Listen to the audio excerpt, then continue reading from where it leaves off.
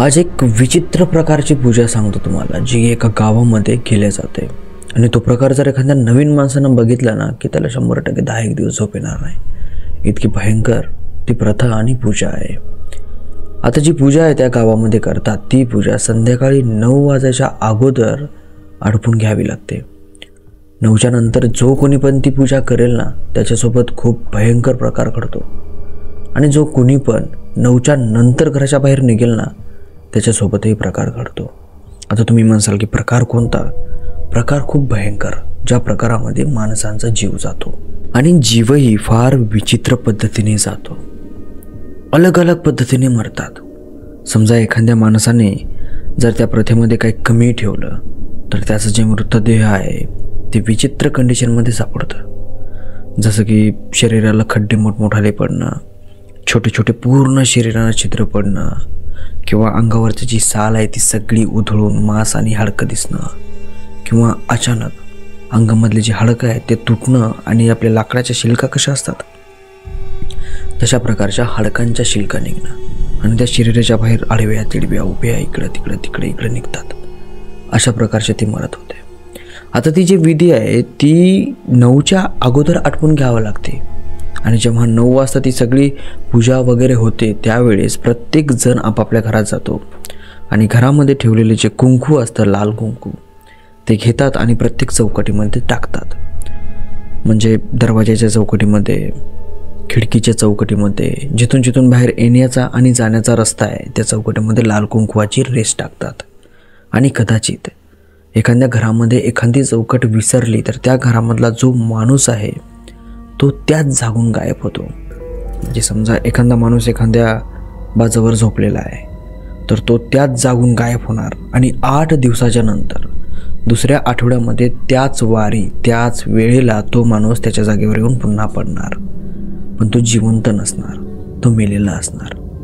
जे प्रकार तुम्हाला सांगितले तशा प्रकारचे प्रकार करू आणि त्या गावामधले बरेचसे लोक असे गायब होऊन पुन्हा आले होते, जे की मेलेले होते. आता ही स्टोरी आज आपल्या चॅनलवर आपण शेअर करणार आहोत. आपल्या चॅनलच्या स्टोऱ्या चांगल्या वाटत असतील तर स्टोऱ्याला लाईक करा, चॅनलला सबस्क्राईब करा. तेवढा सपोर्ट चांगला भेटतो आणि तुमच्या सपोर्टमुळे मी इंटरेस्टिंग स्टोऱ्या आणतो. आता बघा, स्टोऱ्या ना जास्त करून मनावर लावून घेत नका जाऊ. स्टोऱ्याला रिअल असं मानत नका जाऊ. जसं आपण मूवीज वगैरे बघतो तशा प्रकारच्या स्टोऱ्या असतात मनोरंजनासाठी. कुणासोबत काही भास झाला तर तो त्या भासाला तेल चटणी मीठ लावून असं त्याला सांगतो की बाबा थोडंफार इंटरेस्टिंग वाटायला पाहिजे. जसं आपण अदर व्हिडिओ बघतो मनोरंजनासाठी तसं स्टोऱ्यांचं सुद्धा असतं. मनोरंजनासाठी स्टोऱ्या बघत जा, असं समजत जा की ह्या स्टोऱ्या काल्पनिक आहेत. तर चला आपण सुरुवात करूयात. आता या गावाचं नाव रमणपूर असं ठेवू आपण. रमणपूर एक छोटंसं गाव होतं, ज्या गावामध्ये 300 ते 400 मतदार, म्हणजे 300 ते 400च लोक राहत होते. आणि त्या गावाच्या शेजारी एक सरकारने मोठा प्रोजेक्ट ठेवला होता आणि त्या प्रोजेक्टसाठी काही माणसं त्या गावाच्या शेजारी पाठवले होते. आता ते जे गाव होतं ते गाव एकदम माळ रानामध्ये होतं.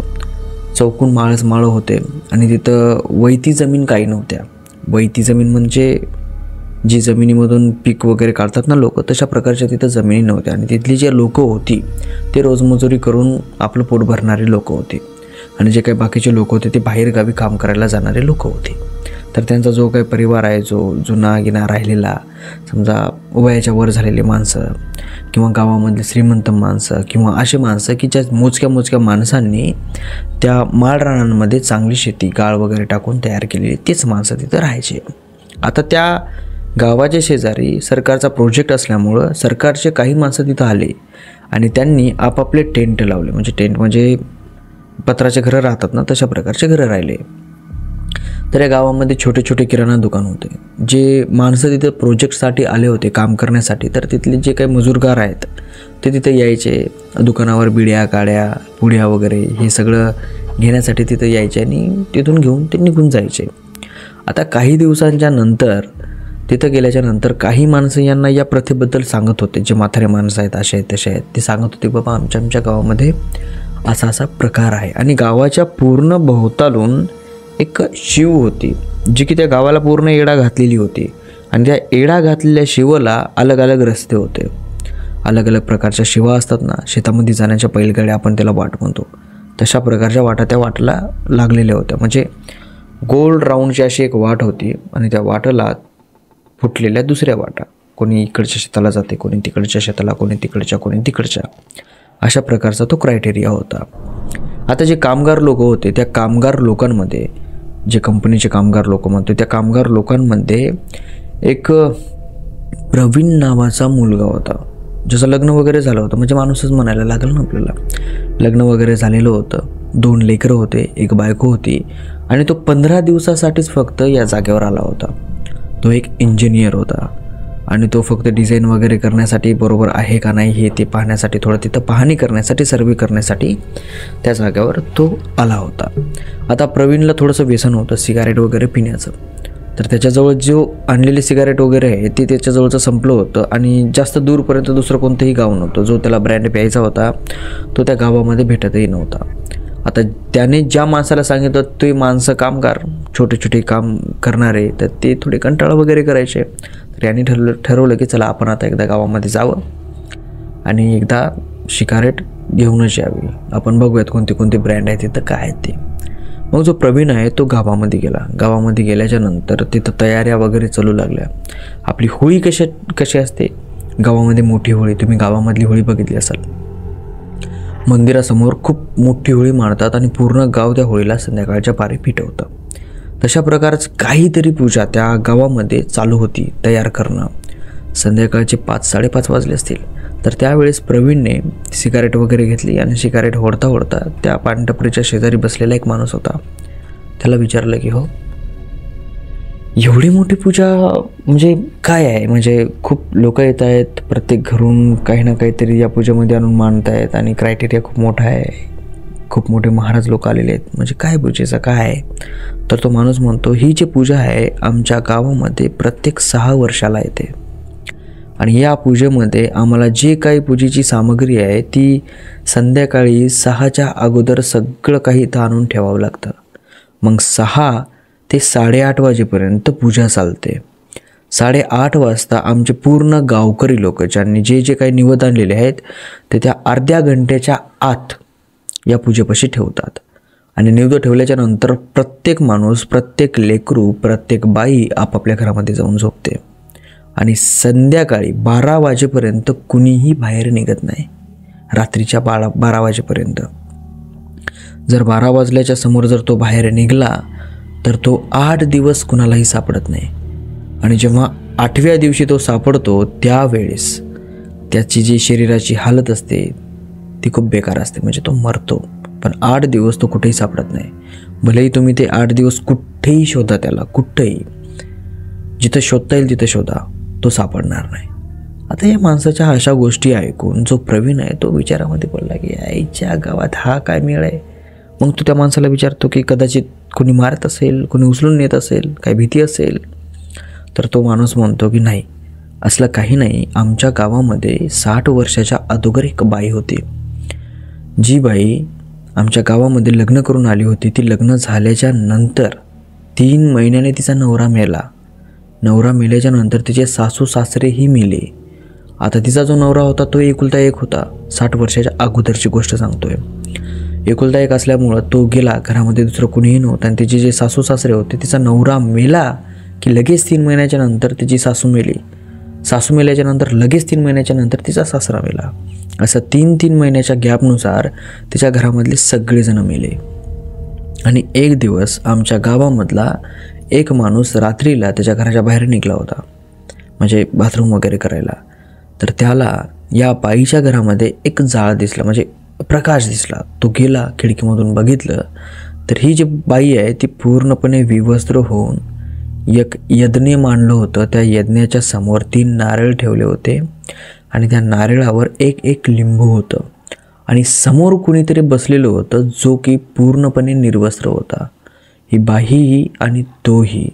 ही बाई उठली, त्याच्याजवळ गेली, त्याच्यासोबत शारीरिक संबंध बनवले आणि बनवता त्याचा प्राण घेतला. त्याच्या गळ्यावरून त्या बाईने धारदार शस्त्र चालवले आणि त्यामुळे त्या माणसाचा जो जीव आहे तो तिथेच गेला.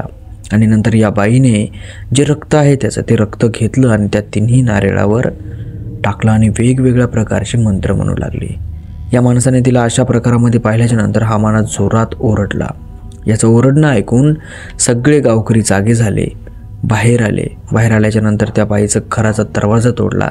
सगळ्या गावकऱ्यांनी लाईव्ह बघितलं की ती बाई निर्वस्त्र आहे, त्या बाईने एका माणसाचा खून केला आहे.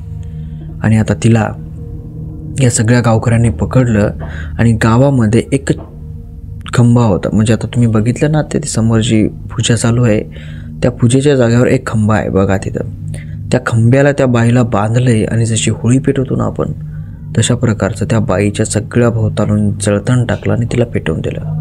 गावकऱ्याचं असं म्हणणं आलं की ही बाई एक चुडेल आहे, म्हणजे ब्लॅक मॅजिक करणारी बाई आहे, करणारी बाई आहे. आणि हिने हिच्या नवऱ्याला मारलं, हिच्या सासऱ्याला मारलं, हिच्या सासूला मारलं. आणि आता हा माणूस, पण तो जो माणूस होता तो खूप अनोळखी माणूस होता. तो त्या बाईचा म्हणजे तो माणूस या गावामधल्या एकाही माणसाला ओळखू आला नाही. कोण आहे, कुठला आहे, काय आहे, काहीच नाही. तो माणूस अनोळखी होता, कुठला होता, काय वाटलं, काही नाही. आणि त्या माणसाला शोधत शोधत कुणीही आलं नाही. त्या माणसाचे जे शरीर आहे ते यांनीच अंतिम संस्कार केला, फोटोज वगैरे काढले आणि सोडून दिलं. असा प्रकार झाल्याच्या नंतर 6 वर्ष या गावामध्ये काहीच झालं नाही. आणि 6 वर्षाच्या नंतर अचानक या गावामधले कम्प्लिटली 20 माणसं एकदाच मेली आणि ते पण झोपल्या जागी. आणि प्रत्येक माणूस मेल्याच्या नंतर ते 20ही माणसं दुसऱ्या आठवड्यात याच दिवशी त्या गावामध्ये सापडले. आणि ज्या जागेवर ते होते, झोपले होते, त्याच जागेवर त्यांचे प्रत्येकाचे मृतदेह पडले होते. आणि त्या प्रत्येकाचं मृतदेह विवस्त्र होतं, एकही कपडा नव्हता. आणि त्या प्रत्येकाचं मृतदेहामध्ये काही ना काहीतरी डिफरंट होता. कोणाचे नख उखळलेले होते, कोणाच्या अंगाच्या साली उखळलेल्या होत्या, कोणाचे हाडकं बाहेर आलेले होते, कोणाचे डोळे बाहेर आलेले होते, कोणाच्या शरीरामधून जिथून म्हणजे छिद्र वगैरे आहे तिथून पूर्ण रक्त बाहेर आलेलं होतं, कोणाचे अवयव गायब होते शरीरामधले. अशा विचित्र प्रकारचे मृत्यू त्या लोकांना भेटले. त्यांचे मृतदेह आमच्या गावामध्ये एका जागेवर आले. आता एवढं भयानक संकट आलं म्हणल्याच्या नंतर आमच्या गावामध्ये एक पुजारी होता. तो पुजारी गावाच्या बाहेर असलेल्या स्मशानभूमीमध्ये एक तांत्रिक राहत होता, म्हणजे एक अघोरी राहत होता. त्याला जाऊन विचारलं की आमच्या गावामध्ये असं असं झालं आहे. तर तो हसू लागला. हसल्याच्या नंतर त्याला विचारलं की हसायला काय झालं आहे. तो म्हणला की तुम्ही 6 वर्षाच्या अगोदर जी चूक केलेली होती ना त्याची भरपाई आहे. आणि ती जर चूक तुम्हाला दुरुस्त करायची असेल किंवा तिच्यापासून वाचायचं असेल तर तुम्हाला एक पूजा ठेवावी लागेल. आणि त्या पूजा संध्याकाळी 8:30 वाजल्याच्या अगोदर आटपायला पाहिजे. आणि 8:30 ते 9च्या दरम्यान तुम्हाला त्या पूजेपाशी तुमच्या घरामधला प्रत्येक निवद आणून ठेवायचा. आणि त्या निवदासोबत घरामधून प्रत्येक एक कपडा आणून ठेवायचा, जो कपडा नवा असला पाहिजे. आणि 9 वाजायच्या आत सगळेजण घरात गेले पाहिजे आणि घरामधल्या चौकटीमध्ये कुंकू टाकलं पाहिजे. जेव्हा तुम्ही असं सगळं काही करसाल त्यावेळेस तुमच्या गावामधला एकही जीव जाणार नाही.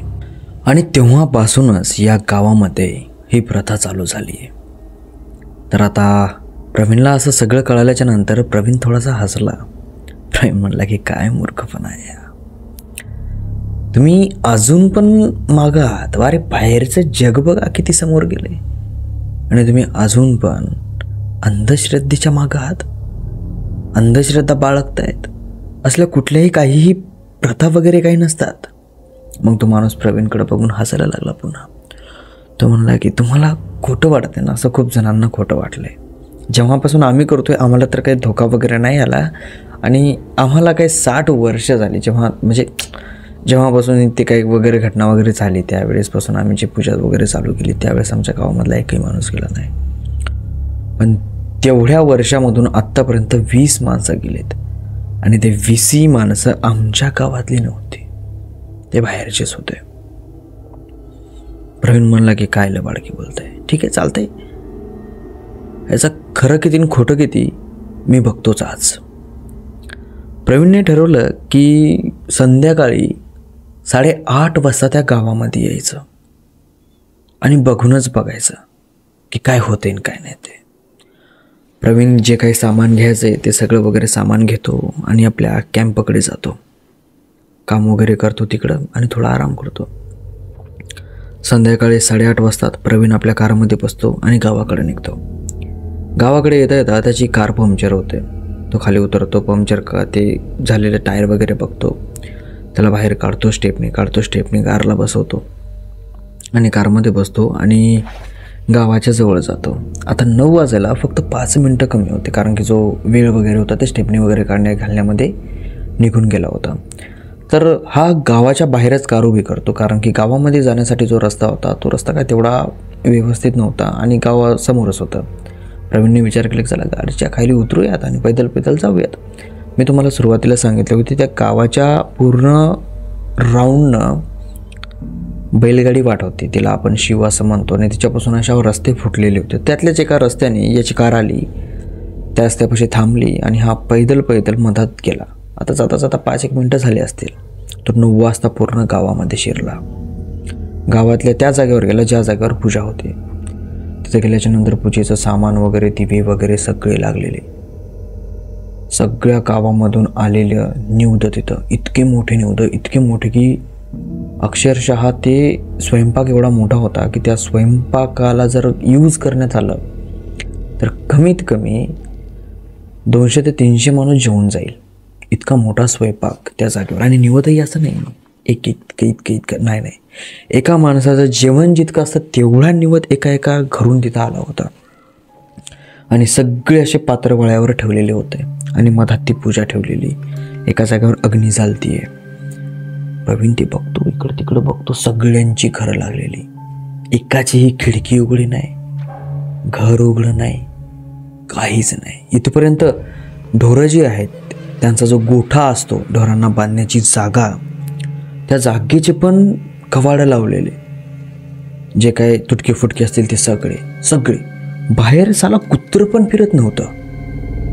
आश्चर्याची गोष्ट आहे, त्या गावामध्ये गेले तर कुत्रे पडलेले असतात, भुकतात विकतात, हे पण यावेळेस तिथं कुत्रं पण नव्हतं.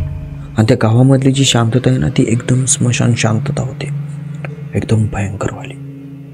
काय होती, कुठं होती वारं पण येत नव्हतं तिथं. असं वाटत होतं समजा वाळलेलं पान जर हल्लं जागेहून वाऱ्याच्या झुळकीने, त्या पाण्याचा आवाज पण प्रवीणला येऊ लागला. एवढी भयंकर शांतता होती. समोर जी थोडीशी अग्नी जळू लागली, त्या जळत्या अग्नीचा थोडल वास. 9 वाजून 10 मिनटं झाले, 15 झाले, 20 झाले, 9:30, 10, 10:30, 11 वाजले. प्रवीण तिथंच बसलेला. प्रवीणला सिद्ध करायचं होतं की हे काय सगळा भोंबाडापणा आहे म्हणून. 11 वाजले आणि 11 वाजता प्रवीणच्या कानावर आवाज आला, हसण्याचा, एक लेडीज. प्रवीण उठतो, मागं पुढं बघतो, कुणीही दिसत नाही. पुन्हा त्याच्या कानावर आवाज येतो, पैंजणाचा. एखादी स्त्री चालते ना, चलता तिच्या पायातले पैंजण वाजतात, तशा प्रकारचा. प्रवीण पुन्हा पाठीमागं वळून बघतो, काहीच नसतं. प्रवीणने एक टॉर्च सोबत आणलेली असते, तो सगळीकडे अशी दाबून बघतो. त्याला कुणीच नजर येत नाही, कुणीच दिसत नाही.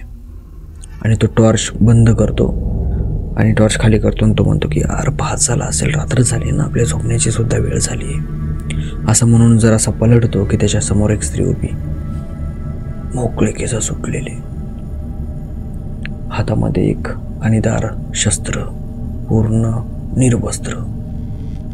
ती दिसल्याच्या नंतर ती फटकराशी दचकते आणि बाजूला होते.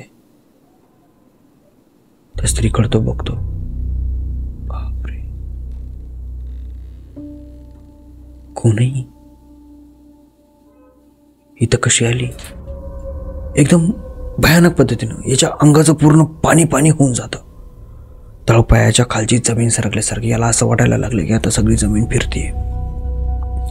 गोल काळजाच्या ठोके त्याला आवाज ऐकू येत होता, ठोक ठोक ठोक ठोक ठोक ठोक.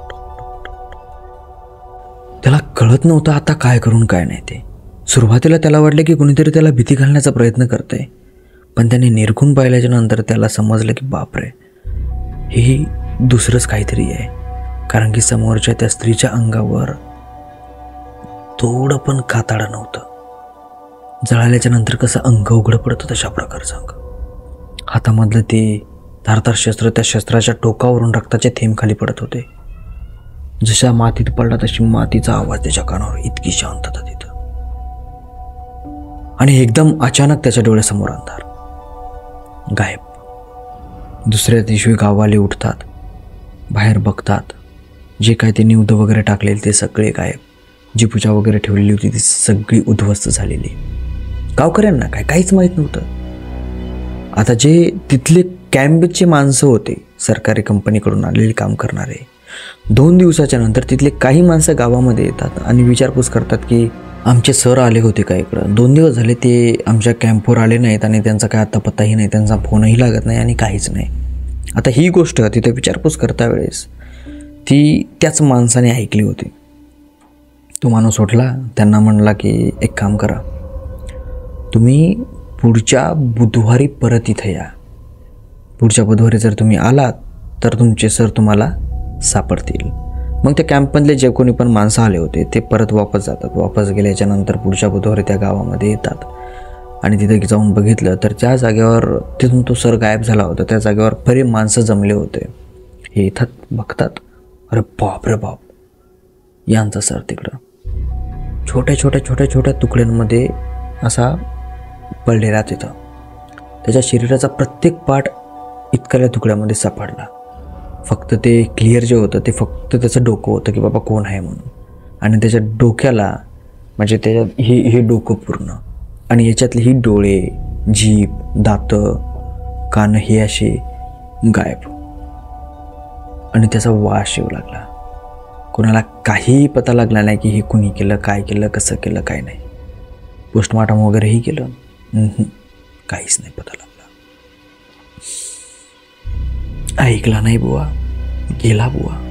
आता स्टोरी इथंच संपली बुवा. स्टोरी जर चांगली वाटली चॅनलला लाईक करा बुवा, सबस्क्राईब करा. आणि ही स्टोरी पूर्णपणे काल्पनिक आहे तर मनावर घेऊ नका, एन्जॉयमेंट म्हणून बघा. ओके, ठीक आहे.